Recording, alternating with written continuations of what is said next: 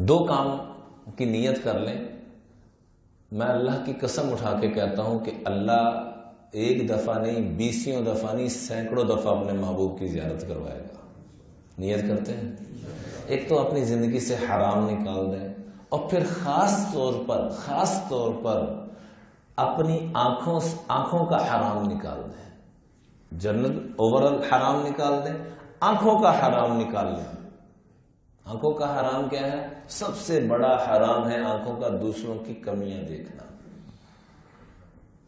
دوسروں کی، ہم نے آج تک نہ کسی مولانا صاحب کو بخشا ہے کہ بخشا ہے کسی کو، کسی عالم کو بخش دیا ہو، کسی صدر پاکستان کو بخش دیا ہو، کسی وزیر کو بخش دیا ہو، کسی حکومت کو بخش دیا ہو. اپنے رشتہ داروں کو، پرایوں کو. ہمیں دوسروں کے عیب نظر آتے ہیں. مسئلہ یہ نہیں کہ دوسروں میں عیب ہے، مسئلہ یہ کہ ہم خود عیبوں سے بھرے ہوئے ہیں. یہ قاعدہ کلیہ دل دماغ میں نوٹ فرما لیں کہ جس بندے کو دوسروں کے عیب نظر آتے ہیں وہ سمجھ لے کہ وہ عیبوں سے خود بھرا ہوا ہے، اور جس کو اپنے عیب نظر آتے ہیں کہ سمجھ لے کہ اللہ اس کو بھی عیبوں سے پاک کر دے گا، اور اللہ اس کو ذریعہ بنائے گا دوسروں کے عیبوں کے پاک ہونے کا.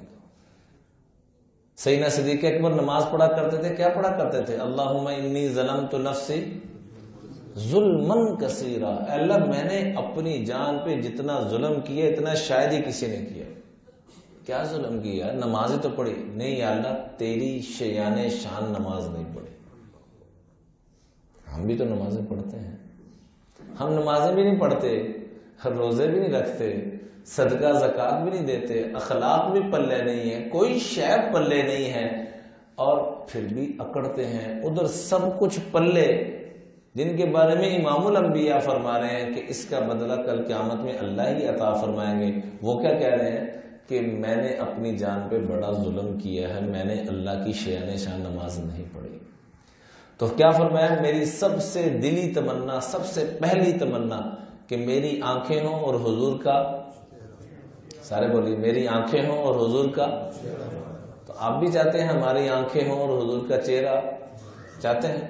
یقین کریں سب کچھ دیکھ لیا نا، کیا ہے آگے؟ اللہ کی قسم کچھ نہیں ہے.